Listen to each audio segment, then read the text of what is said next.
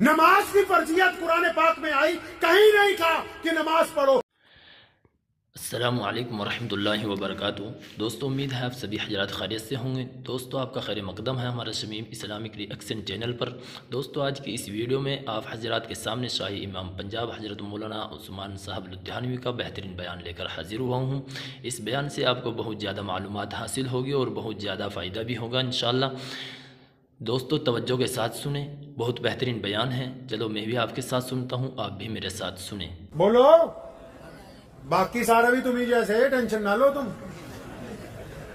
اندازہ لگاؤ، 5 وقت نماز پڑھ رہے ہو 70 سال سے، یہی نہیں پتا تمہیں کہ ابھی نماز کیوں پڑھ رہے ہو؟ یہ تو ابھی سیمپل پیش کر رہا ہوں میں، باقی دین کا تو پتہ نہیں کیا کچھ کر رکھا ہے ہم نے، اپنے ہاتھ سے اسلام کا بیڑا گرک کیا۔ اور بتاؤں، ایک جگہ سے میں گزرا آپ ہی کے صوبے میں، تو مجھے کچھ لوگوں نے روکا، آج سے 5-7 سال پہلے کی بات ہے۔ میرے والد محترم مولانا حبیب الرحمان لدھیانوی رحمۃ اللہ علیہ موجود تھے اس وقت دنیا میں، تو مجھے انہوں نے روکا اور چند سپاہیوں کو دیکھ کے میرے پاس کچھ مسلمان آئے، اجی حضرت نماز پڑھنے رکے ہو مسجد میں، تو پتہ ہے آپ نائب امام ہو، کچھ بتا دو۔ تو میں نے ان سب کو بلایا اپنے پاس، میں نے کہا بتانے کا ٹائم تو نہیں ہے، ایک بات پوچھنا ضرور چاہتا ہوں، تمہیں بھی پوچھ لیتا ہوں، ریکارڈ چاہے ہو جائے کوئی بات نہیں۔ تو میں نے ان سے یہ کہا کہ یہ بتاؤ، یہاں دل پہ ہاتھ رکھ کے بتاؤ، دل پہ ہاتھ رکھ لو ذرا۔ میں نے کہا یہ بتاؤ، مجھ سے فتوے نہ پوچھو، یہ بتاؤ کہ تمہارے استنجا خانے میں جو بیڑیوں کے ٹکڑے پڑے ہیں، یہ کسی حکومت نے تمہیں کہا ہے کہ مسجد میں آ کے تم نشہ کیا کرو؟ سارا دن ایک وبیلا ہی ہے کہ فلاں نے یہ کر دیا، فلاں۔ ہم خود کیا کر رہے ہیں؟ ہم نے اپنا معیار کتنا نیچے گرایا ہے؟ ہم نے اپنے پیر پر کتنی کلاڑیاں ماری ہیں؟ بار بار شکست ہو رہی ہو، اگر بار بار ناکامی ہو رہی ہو، تو اس کا مطلب یہ نہیں ہے کہ بھائی ہم میں کوئی خرابی نہیں، اس کا مطلب یہی ہے کہ ساری خرابی ہم میں موجود ہے۔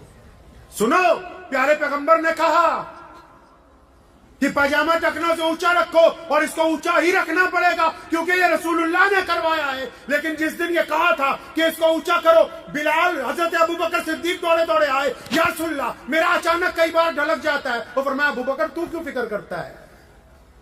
یا رسول اللہ کن کے لیے کہہ دیا؟ کہا تو سب کے لیے۔ یا رسول اللہ کیوں کہا؟ فرمایا ابوبکر یہ پاجامہ اس لیے اونچا کروایا کہ جو لوگ پاجامہ نیچا کر کے، لمبے لمبے کپڑے پہن کے اور لمبی لمبی ڈینگیں ہانکتے ہیں اور ماں باپ کو سلام کا جواب نہیں دیتے، غریب کی طرف نہیں دیکھتے، سڑک پر آ کر کے چلتے ہیں، میں نے یہ کپڑا اس لیے اونچا کروایا کہ ان کے اندر عاجزی آ جائے، گردن جھک جائے، گردن جھک جائے۔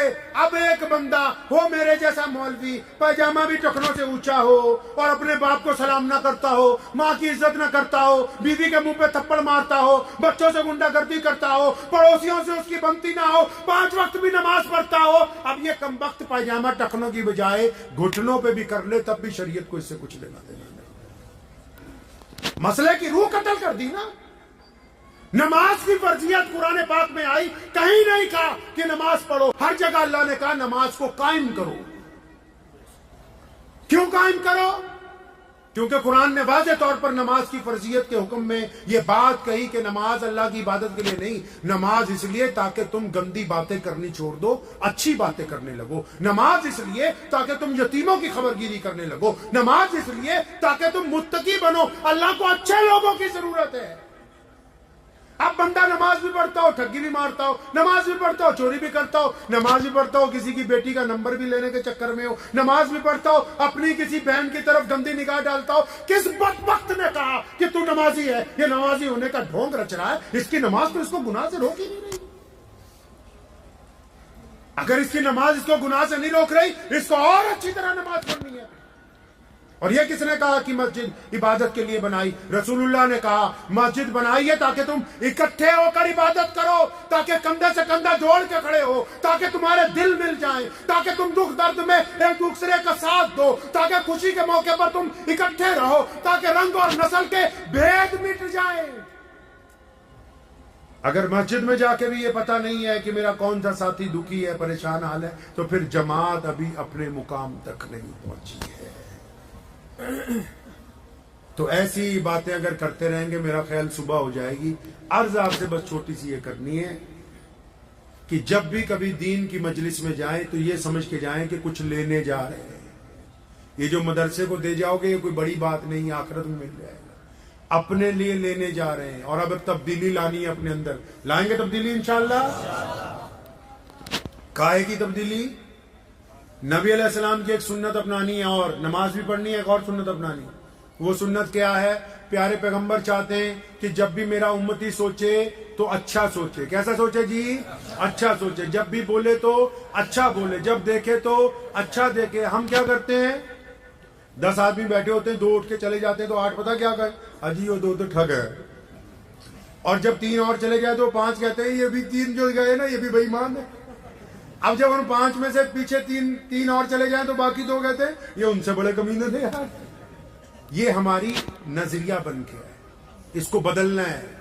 प्यारे पैगंबर की सुन्नत है, आपने फरमाया कि बदगुमानी कुफर है। अच्छा सोचना है अपने भाइयों के मुतालिक, माँ बाप के मुतालिक, बीवी के मुतालिक, पड़ोसी के मुतालिक, हिंदू सिख दोस्तों के मुतालिक, गैर मुस्लिम भाइयों के मुतालिक। जब भी उम्मीद लगानी है अच्छी लगानी, बुरा नहीं सोचना। रसूलुल्लाह चाहते हैं कि हम मुस्बत सोचें, पॉजिटिव सोचें। सोचेंगे पॉजिटिव इंशाअल्लाह। अगर आप पॉजिटिव सोचेंगे हालात तब्दील होंगे, अल्लाह ताला आपको इज्जत अता फरमाएंगे। अगर आप नेगेटिव सोचेंगे, क्योंकि रसूलुल्लाह ने कहा ना, अल्लाह ने कहा कि मैं बंदे के गुमान के साथ हूं। आप चाहते हैं कि अच्छा हो तो फिर अच्छा होगा, आप चाहते हैं कि मेरे साथ बुरा होने वाला है तो बुरे असबाब आ जाएंगे। इसलिए अपनी नीयत को दुरुस्त रखना। करेंगे इंशाअल्लाह। दुआ कीजिए अल्लाह ताला मुझे भी आप सबको